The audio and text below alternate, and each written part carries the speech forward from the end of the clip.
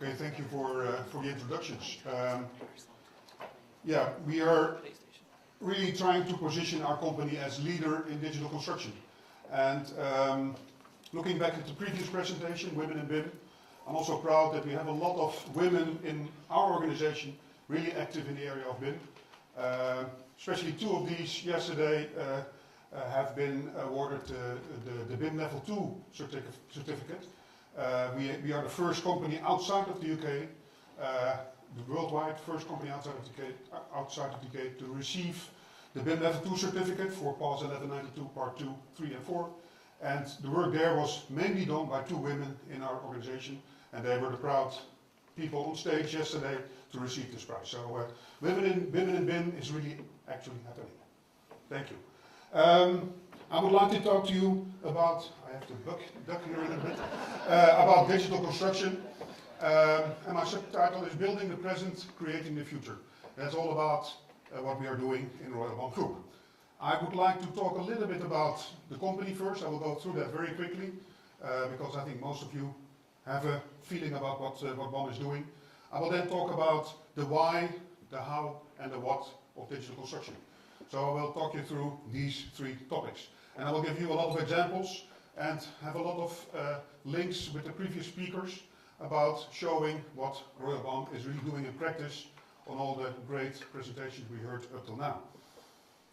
So first, a short introduction to Royal BAM Group. BAM is a company operating with 10 business units, 10 operating companies in the main Western European regions, UK, Ireland, Belgium, Germany and the Netherlands.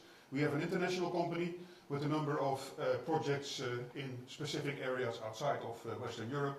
And we have a PPP company. We have a turnover of almost 7 million euros. We have a fantastic result of 1.5%, which really needs to improve. And one of the reasons why we are implementing our digital transformation in the company is really to raise this profit level. By 2020, our capital return on capital employed must be a double-digit number. So we are really active on that. Our order book, a little over 10 billion, and we have 20,000 employees in the company. So enough projects and enough people to practice with to really embrace this digital transformation. If you look at the revenue per sector and per geography, we see that most of our work is done in construction and civil engineering, and that the largest regions for Royal BAM Group are the Netherlands and the UK, and Ireland is currently a smaller percentage, but is really growing. Some examples of projects we are doing. This is a project in the Netherlands, a very complex shaped art depot collection building for the Museum Boijmans van Beuningen. Of course, digital construction or BIM is used intensively on this project. One of our lighthouse projects in a tunnel project between Germany and Denmark, where we are building this tunnel near the project location in a prefab fabrication location, and the elements are then towed out to sea, sunken to the sea bottom, and then the tunnel is being produced there. Some of our projects from BAM International are on very special and remote locations. This one is an example of that. This project is in the Antarctic, a very remote location, very difficult to work there. We're building the research facilities for the British Antarctic Survey over there. So the buildings are not very complex, but especially the remote location is making this a very complex project. You can go down a little bit. Fusion project in the Middle East. This is in Dubai. We're building there the Museum of the Future. BAM Ireland is heavily involved in this project together with our international company, and we are building this project there. We are currently, you can see it on the bottom right picture, in the phase that the concrete foundations are finished, and we're now working on erecting the steel structure on top of that. Doing a lot of these 4D simulations and projects, and you will see some more of that later on. Another interesting project is a large sea lock in the Netherlands, the largest sea lock in the world. If you look at these pictures, it's not really easy to imagine how big these sluices are. This sluice is about 6 of these Crow Park cricket fields, or that's not a cricket field, sorry, it's a hurling field, that's it. So it's about 6 of these fields behind each other. That's the size of this sluice, so it's huge. Another interesting project is the V&A Museum in Dundee in Scotland, also a very complex building. Digital construction heavily used here also in the design phase, construction phase. So really only possible to build this building using these techniques. A project a little bit closer to here, BAM Ireland is doing the Children's Hospital here in Dublin, city of Dublin. Also a very complex building where digital construction is heavily used in this project. So just some examples of what BAM is doing. And we're really seeing that the world of construction is changing. And I will now take you through the why of construction. And some of the previous speakers already talked about this topic in their slides. But it's really about the construction industry, which is a very important industry. And we represent about 6% of the global GDP. We have a lot of employees in our industry, and more of these employees are women. That's good. There's a very large turnover. The predictions are that this turnover will grow over the coming years in an enormous figure. And every euro or every pound that is invested in our industry generates about 3 times as much economic activity. So we are a very important sector in the world. But there's also a downside. If you look at these numbers, on the top left you see that if you look at the total built environment, we use up about 40% of the global energy. And we are responsible for 40% of the CO2 emissions. And we use up about 50% of the natural resources. So these numbers are not very positive. There's an enormous skills shortage in our industry. The industry is not interesting or sexy enough for people to really be employed in our sector. And if you look at the profit numbers, and this number is a very positive number, especially if you compare it to Royal Bond Group's profit number, but profit numbers are dropping every year. And it's not getting better at the moment.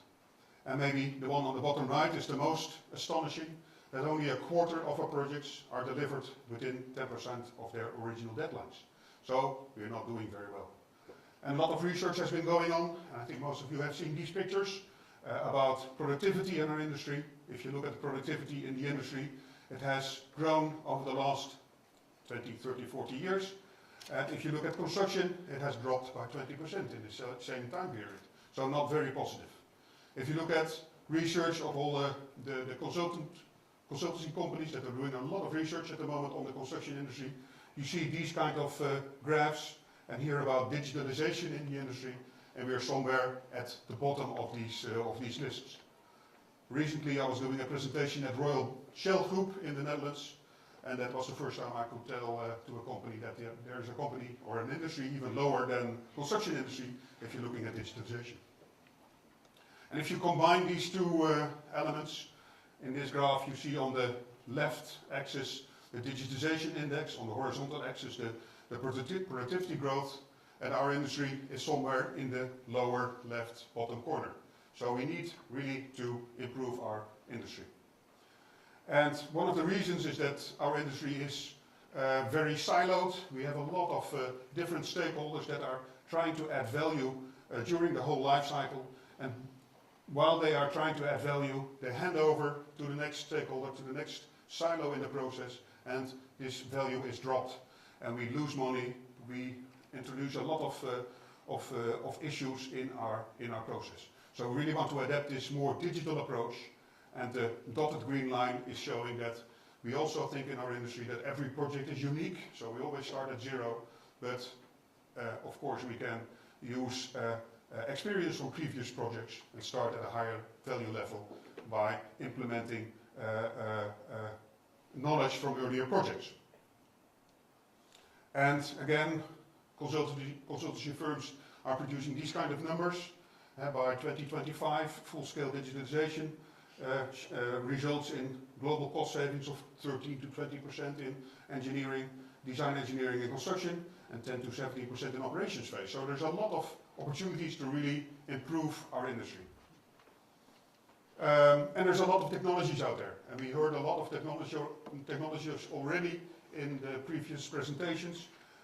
things like integrated BIM or IoT, and I learned a new term, Internet of Buildings, today. Thank you for that, Paul.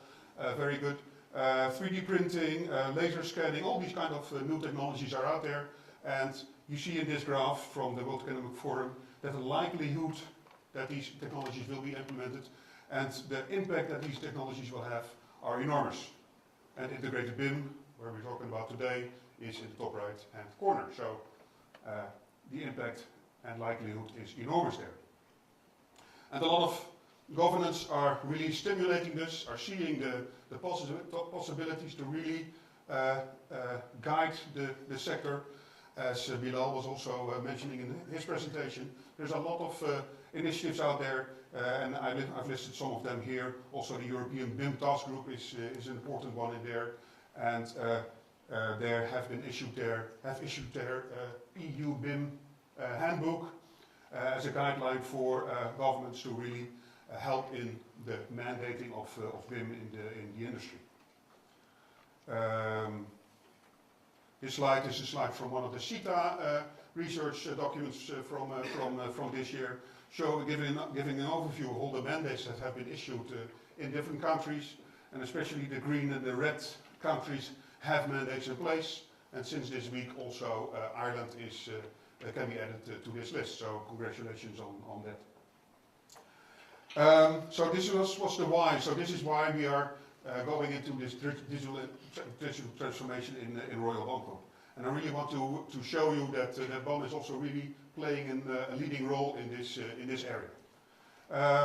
We see an enormous potential for improvement, and I've just listed some of these potential benefits we see in our company. Things like increasing insight during the whole life cycle of a project, getting this integrated design of projects and products in place, looking at increasing efficiency, reducing failure costs, increasing predictability, reducing the number of change orders. All these kind of topics are really seen as the big benefits of BIM. And maybe the most important one at the bottom, increasing value for all our stakeholders through the whole process. So let's make the production of our buildings, our built environment, cheaper and cheaper, or partly also making more profit for companies like BAM. And the best way to predict the future is to create it. It was said by Abraham Lincoln a long time ago. And that's what we are really doing in our organization. We create the future using digital techniques. Our CEO says we make it before we make it. And I don't think that's a real English sentence.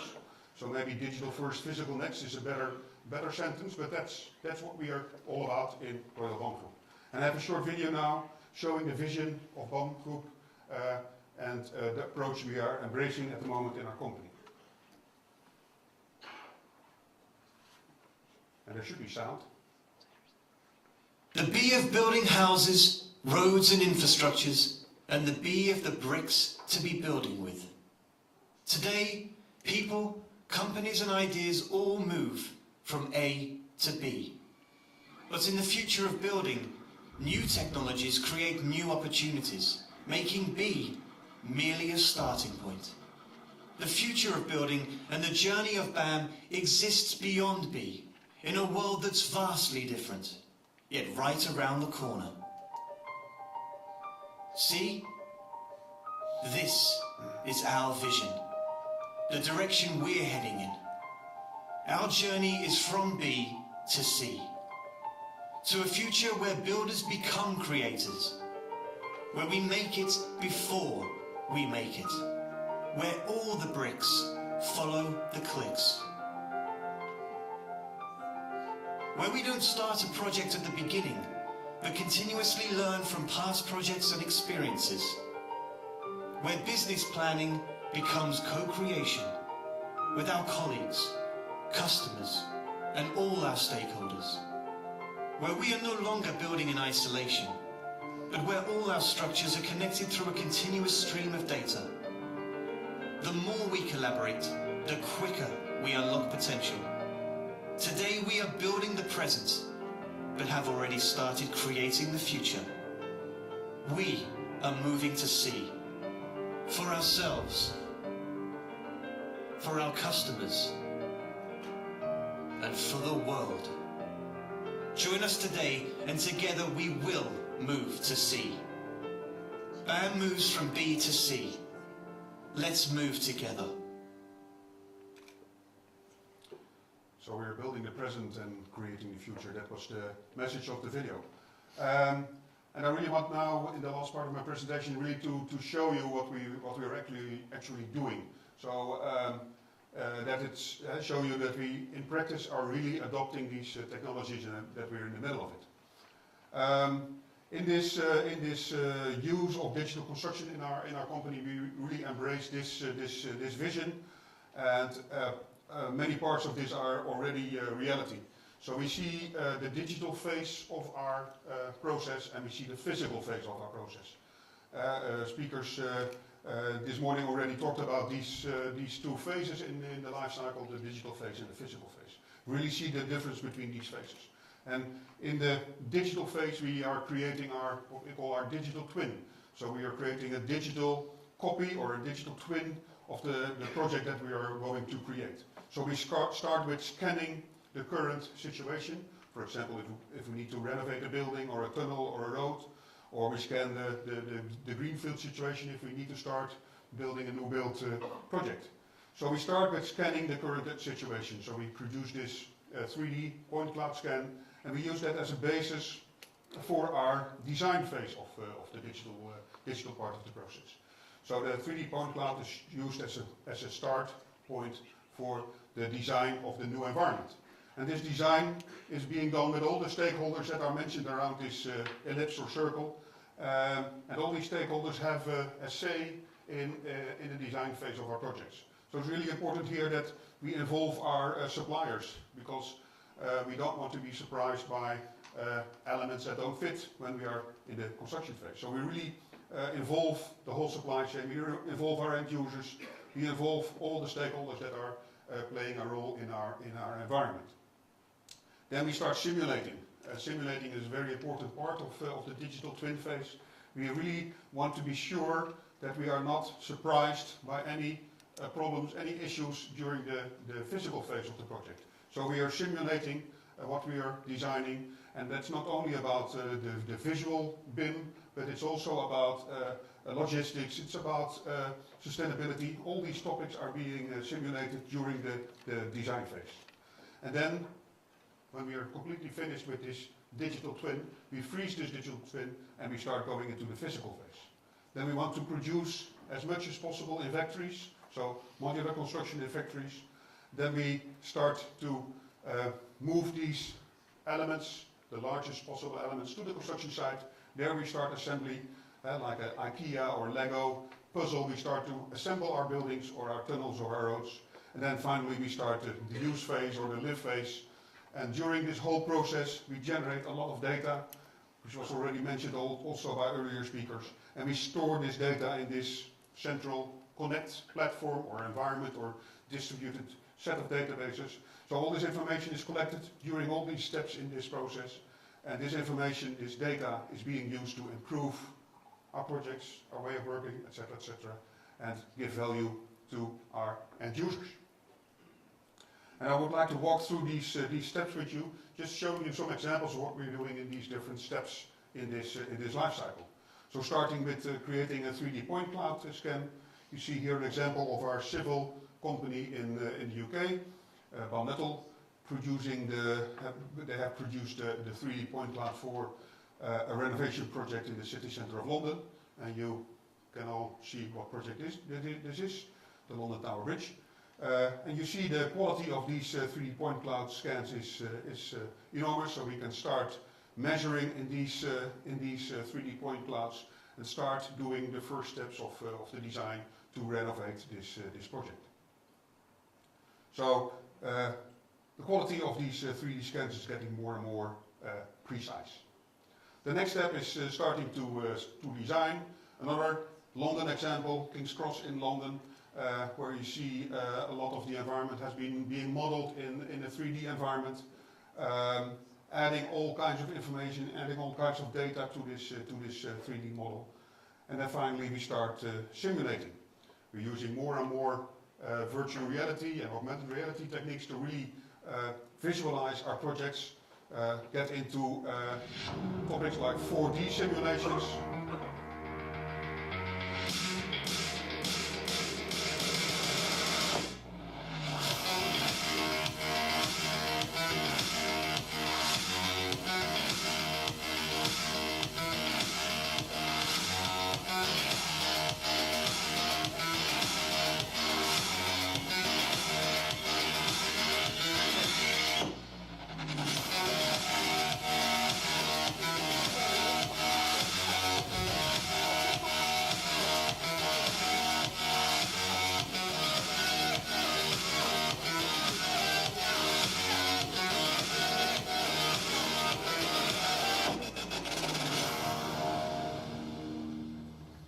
So here looking into planning, looking into logistics, looking into health and safety aspects, all these kind of topics are addressed in these 4D simulations.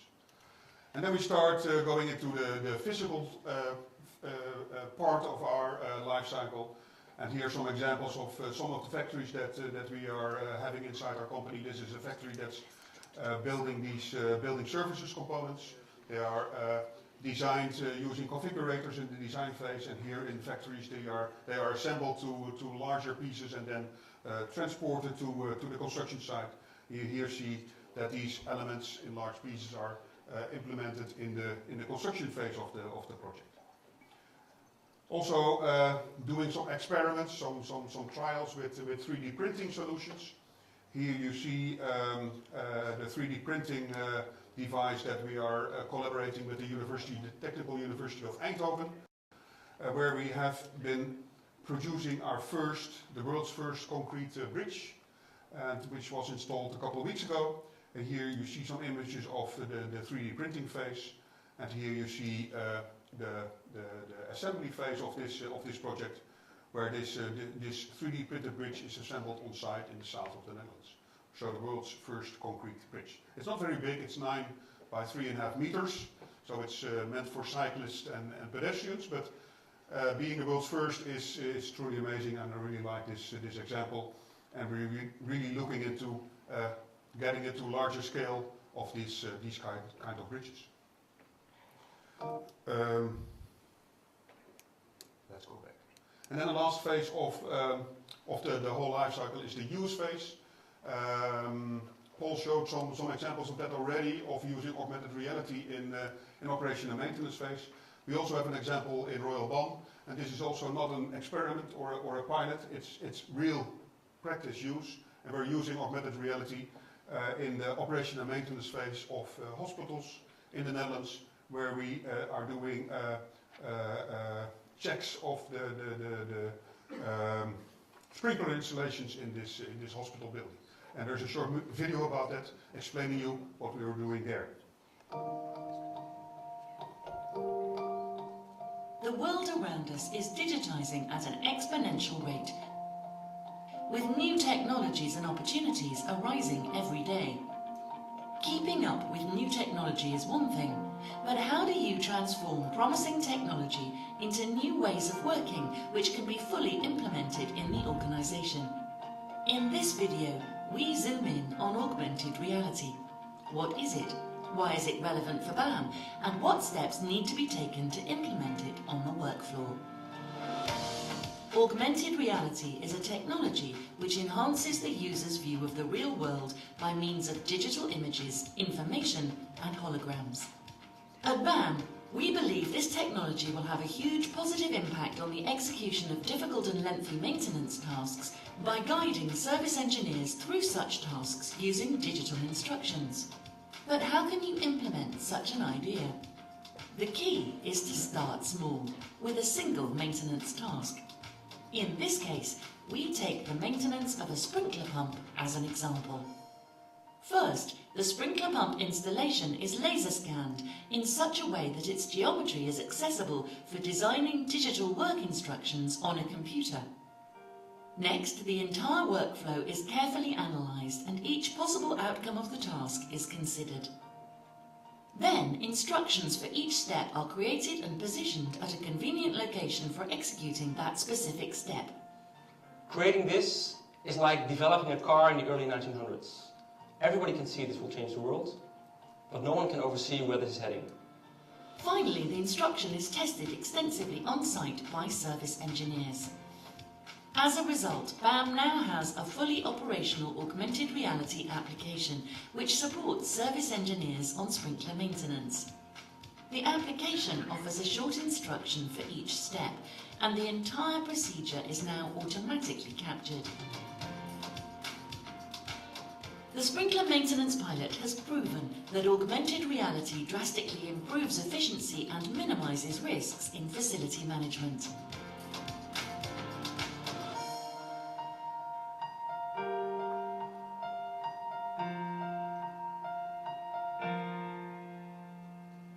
And also here, all the data that's being produced during this check, this sprinkler installation check, is captured.